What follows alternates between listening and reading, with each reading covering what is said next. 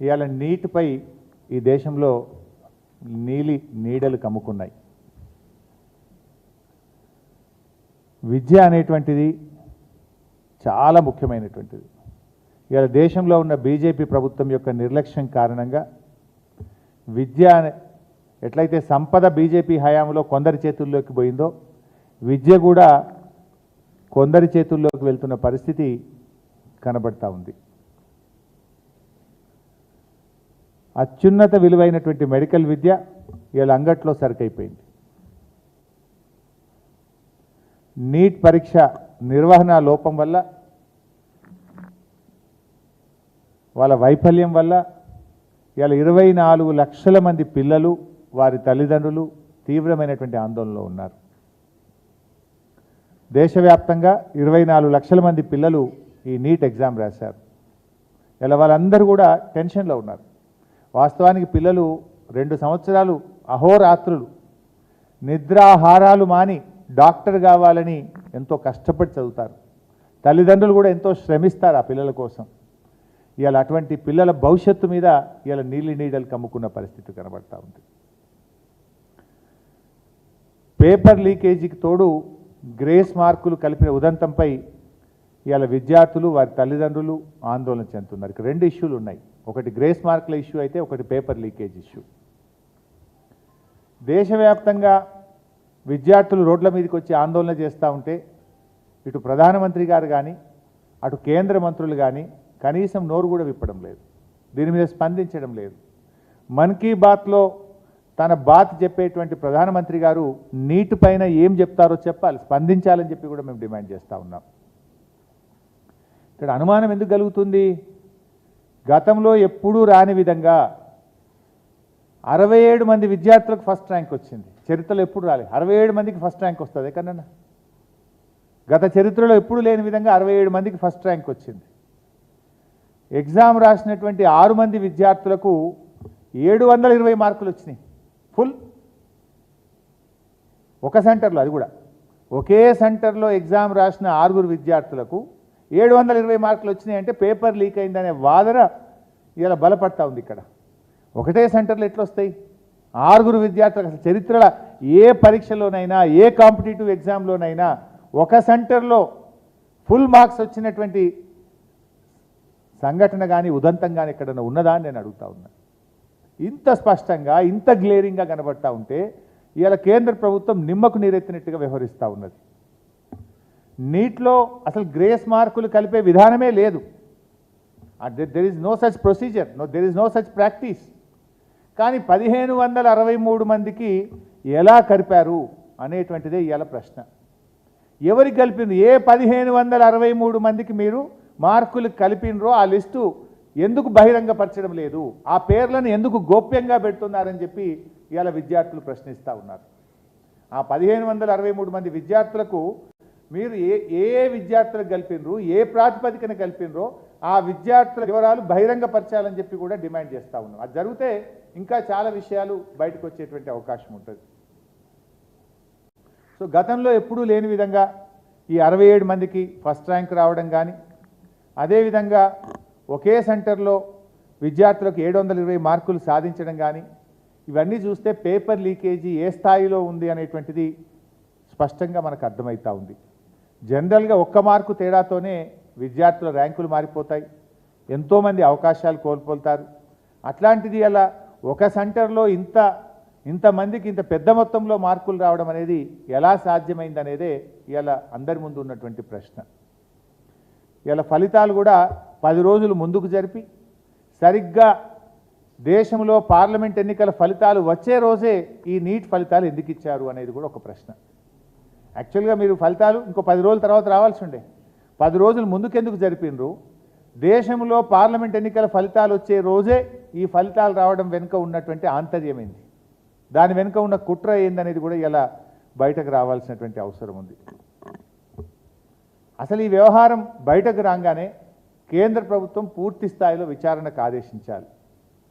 కానీ కేంద్ర ప్రభుత్వం దాన్ని ఇప్పటిదాకా పట్టించుకోలేదు. జనరల్గా ఏదైనా ప్రతిపక్షాల మీద ఓ చిన్న ఆరోపణ వస్తే లేని దానికి ఉన్నదానికి కమిషన్లు వేస్తారు, ఈడీల ఎంక్వైరీలు పెట్టారు, సిబిఐ ఎంక్వైరీలు పెట్టారు కదా. ఇంత పెద్ద 24 లక్షల మంది విద్యార్థుల భవిష్యత్తు ఆగమయ్యేటువంటి దీని మీద ఎందుకు మీరు ఇప్పటిదాకా సిబిఐ విచారణ జరపరు, ఈడీ విచారణ జరపరు? చీటికి మాటికి ప్రతిపక్షాల మీద విచారణ జరిపే మీరు ఇవాళ పేపర్ లీక్ అయింది అని ఇంత స్పష్టంగా పెద్ద ఎత్తున ఆరోపణలు వస్తుంటే, విద్యార్థులు ధర్నాలు చేస్తూ ఉంటే ఎందుకు దీని మీద విచారణ జరపడం లేదు అని చెప్పి మేము అడుగుతా ఉన్నాం. పైగా ధర్మేంద్ర ప్రధాన్ మంత్రి గారు అంటారు అంతా సవ్యంగానే జరిగింది అని, ఆయన ఇంకా ఏదో కప్పిపుచ్చే ప్రయత్నం చేస్తూ ఉన్నారు. లక్షలాది మంది విద్యార్థులు కేంద్ర ప్రభుత్వానికి ఫిర్యాదు చేసినా కూడా కేంద్ర ప్రభుత్వం దీని మీద ఇప్పటిదాకా స్పందిస్తలేదు. సుప్రీంకోర్టు జోక్యం చేసుకునేంత వరకు కేంద్ర ప్రభుత్వం ఈ అంశాన్ని పట్టించుకోకపోవడం అనేటువంటిది చాలా ఆశ్చర్యాన్ని కలిగిస్తూ ఉంది. సో సుప్రీంకోర్టు పట్టించుకున్న తర్వాత కూడా ఈ పరీక్ష నిర్వహించినటువంటి నేషనల్ అదేమంటాం కదా టెస్టింగ్ ఏజెన్సీ ఎన్టీఏ ఇంకా విచిత్రమైన సమాధానాలు చెప్తుంది. సుప్రీంకోర్టు అడిగితే ఎన్టీఏ ఏమంటది, మేము మొత్తం 1563 మందికి గ్రేస్ మార్కులు కలిపినట్టు చెప్తుండ్రు. అసలు నీట్ లాంటి చోట గ్రేస్ మార్కుల విధానమే లేదు, అది సుప్రీంకోర్టే స్పష్టంగా చెప్పింది. అయినా ఇట్లా ఎందుకు చేసినట్టు? ఇక్కడ సమాధానాలకు +4 -1 విధానం ఉండే ఈ ఎగ్జామ్లో సాధ్యం కాని విధంగా కొంతమంది విద్యార్థులకు 718, 719, 720 మార్కులు ఎట్లా వస్తూ ఉన్నాయి అంటే ఇదంతా ఒక అనుమానాస్పదంగా ఉన్నది.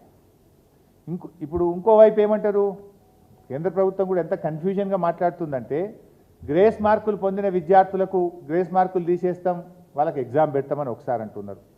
ఇంకోసారి అసలు గ్రేస్ మార్కులు లేకుండానే ర్యాంకులు ఇస్తామని ఇంకొకసారి అంటున్నారు. మొత్తంగా ఒక కన్ఫ్యూజన్. ఇది ఒక వ్యక్తికి సంబంధించింది కాదు, 24 లక్షల విద్యార్థుల భవిష్యత్తుకు సంబంధించిన అంశం. ఇంత ప్రధానమైన అంశం మీద కేంద్ర ప్రభుత్వం పూర్తిగా బాధ్యతారహితంగా ఈరోజు వ్యవహరిస్తూ ఉంది. లక్షలాది మంది విద్యార్థుల భవిష్యత్తును ప్రమాదంలోకి నెట్టి ఇప్పుడు వాస్తవాలు బయటకు రాకుండా ఇంకా నానా తంటలు పడుతూ ఉన్నారు. అందువల్ల మేము ఒకటే కోరుతున్నాం, ఇలా ఇంకో విషయం ఏమొస్తుంది బయట, బీహార్లో పేపర్ లీక్ అయిందని, గుజరాత్లో పేపర్ లీక్ అయిందని పోలీసులు అరెస్ట్ చేసినట్టు కూడా వార్తలు చూస్తున్నాం. మరి పేపర్ లీకే కాకపోతే ఎందుకు అరెస్టులు చేస్తున్నారు? పతాక శీర్షికలో జాతీయ పత్రికల్లో వార్తలు వస్తున్నాయి, 30 లక్షల రూపాయలకు ఒక్కొక్క పేపర్లు అమ్ముకున్నట్టు. 2 రోజుల ముందే పేపరు బయటకు వచ్చిందని, ఒకరోజు ముందే ప్రశ్నపత్రం 30 లక్షలకు అమ్ముకున్నారని ఇలా వార్తలు పత్రికల్లో వస్తూ ఉన్నాయి. మరి 2 రాష్ట్రాల్లో పేపర్ లీక్ అయినట్టు, కొంతమందిని ఆయా రాష్ట్ర పోలీసులు అరెస్ట్ చేసినట్టు వార్తలు వస్తూ ఉంటే, అయినా ఇంకా కేంద్రం మౌనం ఏంటి? అయినా ఎన్టీఏ ఎందుకు స్పందించదు? దీన్ని ఎట్లా అర్థం చేసుకోవాలి? ఒకవేళ పేపర్ లీక్ కాకపోతే బీహార్లో, గుజరాత్లో ఎందుకు అరెస్టులు జరిగినాయి? అరెస్టు చేసిన వాళ్ళు ఏం చెప్పారు? ఆ పేపర్ ఎంతమందికి అమ్మారు? అవన్నీ బయటకు రావాలి కదా. దాని మీద కేంద్రం ఒక విచారణ జరపాలి కదా, దోషులను కఠినంగా శిక్షించాలి కదా. విద్యార్థులకు అన్యాయం జరగకుండా, విద్యార్థుల భవిష్యత్తు దెబ్బతినకుండా మరి వెంటనే చర్యలు తీసుకోవాలని చెప్పి ఎన్డీఏ ప్రభుత్వాన్ని, ప్రధానమంత్రిని మేము కోరుతా ఉన్నాం. ఇలా తెలుగు రాష్ట్రాల నుంచి కూడా చాలామంది విద్యార్థులు నీట్ ఎగ్జామ్ రాశారు. మన రాష్ట్రం నుంచి కూడా ఎంతోమంది పిల్లలు బాగా కష్టపడి నీట్ పరీక్ష రాశారు. ఆ పిల్లలకు అన్యాయం జరగకుండా మన రాష్ట్రం నుంచి గెలిచిన ఎంపీలు దీన్ని స్పందించాలి, దీన్ని పట్టించుకోవాలి. ఈ రాష్ట్రం నుంచి కేంద్ర మంత్రులుగా ఉన్న కిషన్ రెడ్డి గారు, బండి సంజయ్ గారు తక్షణమే దీన్ని స్పందించాలని డిమాండ్ చేస్తూ ఉన్నారు. ఆ రోజు దురదృష్టవశాత్తు తెలంగాణ పబ్లిక్ సర్వీస్ కమిషన్లో పేపర్ లీక్ అయితే ఎంత రాద్ధాంతం చేసినారు. ఇదే సంజయ్ గారు, కిషన్ రెడ్డి గారు పొద్దున్న లేస్తే రోజు మాట్లాడిండ్రు కదా, ఇవాళ ఎందుకు మాట్లాడటలేరు? ఇవాళ ఎందుకు మీరు నోరు మెదపడం లేదు? ఈ విద్యార్థులు మన విద్యార్థులు కాదా? దీని మీద మీ స్పందన ఏంది అని నేను అడుగుతా ఉన్నా. చీటికి మాటికి బీఆర్ఎస్ మీద మీరు లేచి పడతా ఉంటారు కదా, ఇంత ప్రధానమైన సమస్య మీద మీ స్పందన ఏది? మీకు బాధ్యత లేదా? ఈ పిల్లల భవిష్యత్తు కాపాడే బాధ్యత మీకు లేదా? ఇవాళ మెడికల్ ఎడ్యుకేషన్ అనేది చాలా ముఖ్యమైనటువంటిది. ఇవాళ కేసీఆర్ గారు దేశంలో ఎక్కడ లేని విధంగా ప్రతి జిల్లాకు ప్రభుత్వ మెడికల్ కాలేజీ పెట్టిన ఘనత కేసీఆర్ ప్రభుత్వంది.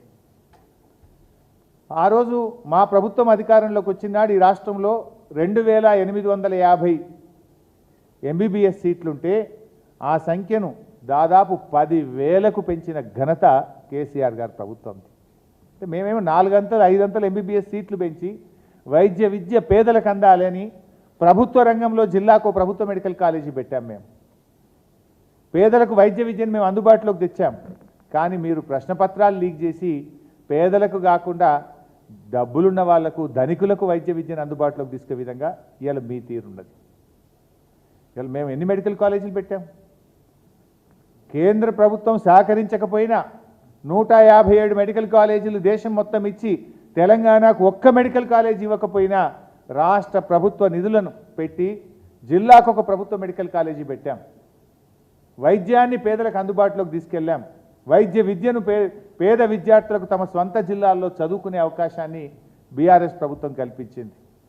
ఇలా అడ్మిషన్ల ప్రక్రియలో అక్రమాలు జరిగితే ఇంత కష్టపడి ఎంతో శ్రమతో జిల్లాకు ప్రభుత్వ మెడికల్ కాలేజీ పెట్టి 10,000 సీట్లకు మేము పెంచితే ఇదంతా బూడిదలో పోసిన పన్నీరు అవుతుంది. ఏ పేదలకైతే ఈ సీట్లు దక్కాలని, ఏ పేదలైతే తమ జిల్లాల్లో చదువుకోవాలి అనుకున్నటువంటి వైద్య విద్యార్థులు కావాలని కలలు కన్నా ఆ పిల్లల కలల్లో బూడిదలో పన్నీరు పోసిన పరిస్థితి అవుతుంది. అందువల్ల ప్రభుత్వం స్పందించి ఈ అక్రమాలను అరికట్టాలని చెప్పి తక్షణమే డిమాండ్ చేస్తూ ఉన్నాం. ఇంకొక ఇష్యూ కూడా ఇక్కడ మనం గమనించాలి. ఎన్టీఏ అనేది మరి ఇప్పుడు ఇదంతా చూస్తూ ఉంటే ఇంకా వీళ్ళు ఏమేం చేసిందో కూడా భయమవుతూ ఉంటుంది. గత కొంతకాలంగా గత 3-4 సంవత్సరాలుగా ఎన్టీఏ అనేక పరీక్షలు నిర్వహించింది. లైక్ యూజీసీ నెట్, జేడబ్ల్ఈ, అదేవిధంగా సిఎస్ఐఆర్ నెట్, ఇలా అనేక పోటీ పరీక్షలను, ఉద్యోగాల కోసం పరీక్షల్ని మరి ఎన్టీఏ నిర్వహించింది. ఈ ప్రశ్నపత్రం లీక్ చూస్తూ ఉంటే మరి గతంలో ఎన్టీఏ నిర్వహించినటువంటి మిగతా పరీక్షల్లో కూడా ఎన్ని అవకతవకలు జరిగాయి, ఎంత నష్టం జరిగింది అనే అనుమానం కూడా కలుగుతూ ఉంది. నిజాలు బయటకు రావాలంటే తక్షణమే నిష్పక్షపాతంగా అయితే సుప్రీంకోర్టు సిట్టింగ్ జడ్జి ద్వారా కానీ ఒక ఏజెన్సీ ద్వారానైనా లోతైనటువంటి విచారణ జరపాలి. మరి పేద విద్యార్థులకు, ముఖ్యంగా ఎంతో ఆశలతో డాక్టర్లు కావాలని కలలు కన్న ఆ విద్యార్థులకు అన్యాయం జరగకుండా తక్షణమే కేంద్ర ప్రభుత్వం స్పందించాలని, దీని మీద విచారణ జరిపి యుద్ధ ప్రాతిపదికన చర్యలు తీసుకోవాలని, ముఖ్యంగా మన తెలుగు రాష్ట్రాలు, మన రాష్ట్ర విద్యార్థులకు నష్టం జరగకుండా మన ఎంపీలు, మన రాష్ట్రం నుంచి ఉన్న కేంద్ర మంత్రులు దీని మీద దృష్టి సారించి న్యాయం చేసే విధంగా తక్షణమే చర్యలు తీసుకోవాలని చెప్పి బీఆర్ఎస్ పార్టీ డిమాండ్ చేస్తుంది. బట్ ఒక్కటి ఉంది, లాస్ట్ ఒక చిన్న అప్పీలు, ఏమనుకోకండి. 3 ప్రధానమైన అంశాలైన ఒక చిన్న అంశం లాస్ట్ ఒకటి నా పర్సనల్ అప్పీల్ అవుతుంది. ఈ మధ్య సోషల్ మీడియాలో ఏమైందే, ఈ వ్యూస్ కోసం ఈ తంబులు అంటారట కదా వాటిని, నాకు కుదరదు, తంబు నెయిల్స్ కోసం సెన్సేషనల్ హెడ్డింగ్స్ పెడుతున్నారు. హరీష్ రావు బీజేపీలోకి పోయిండని, హరీష్ రావు కాంగ్రెస్లోకి పోయిండని, ఇంకేందో అయిందని, వర్కింగ్ ప్రెసిడెంట్ అయిందని, ఇవన్నీ అనవసరంగా మీ వ్యూస్ కోసమో బ్రేకింగ్ల కోసమో ఇట్లా ఒక నాయకుడి నిబద్ధత మీద, ఒక నాయకుడిని క్రెడిబిలిటీని మీరు వాడుకోవడం అనేటువంటిది మంచిది కాదు. I appeal to all the media houses, particularly social media, ఇలాంటివి మానుకోండి. మీకు అంతా ఏదన్నా అనుమానం ఉంటే డైరెక్ట్గా నాతో మాట్లాడి పెట్టండి. కానీ ఇట్లా పెట్టడం ద్వారా ఏమవుతుందంటే లీడర్ క్రెడిబిలిటీని దెబ్బతీసేది మంచిది కాదు. నేను కూడా ఇంకా తప్పని పరిస్థితి, భవిష్యత్తులో ఇట్లాంటి రిపీట్ అయితే అవసరమైతే లీగల్ నోటీసులు ఇవ్వడానికి, చట్టపరమైన చర్యలకు కూడా వెనుకాడమని నేను వారికి తెలియజేస్తా ఉన్నా. దయచేసి మీ థంబ్నెయిల్స్ను వాస్తవాలు ఉంటే పెట్టండి తప్ప మీకోసం మీరు లేని పెట్టి ఇట్లా మా క్రెడిబిలిటీని, మా పార్టీని దెబ్బతీసే విధంగా వ్యవహరించొద్దని నేను ఇప్పటికీ చాలాసార్లు కూడా చెప్పున్నాను. కానీ మళ్ళీ ఇట్లా మీరు ఈ సోషల్ మీడియాలో ఇలాంటివి కూడా పెట్టకూడదని చెప్పి వారికి విజ్ఞప్తి చేస్తూ, ఫర్దర్గా ఎవరైనా ఇట్లాంటివి పెడితే, ఎందుకంటే మా బాస్, మా నాయకుడు, మా కేసీఆర్ ఏం చెప్తే ఒక కార్యకర్తగా నడిచే వ్యక్తిని నేను. ఇష్టం వచ్చినట్టుగా వాళ్ళు వర్కింగ్ ప్రెసిడెంట్ అని పెడతాడు, వాడు కాంగ్రెస్లో పోతాడని పెడతాడు, వాడు బీజేపీలోకి పోతాడు, ఇవన్నీ ఉంటాయి అసలు. ఇట్లా నేను చాలాసార్లు స్పష్టంగా చెప్పాను, మీ బ్రేకింగ్ల కోసం, మీ లైక్ల కోసం, మీ వ్యూస్ కోసం, మీ రేటింగ్ల కోసం ఒక నాయకుడి యొక్క నిబద్ధతను, నిజాయితీని దెబ్బతీయొద్దని, ఇలాంటివి మానుకోవాలని చెప్పి నేను విజ్ఞప్తి చేస్తున్నాను. అసలైన తొలి వెలుగు. ఫాలో వాట్సాప్ @తొలి వెలుగు official.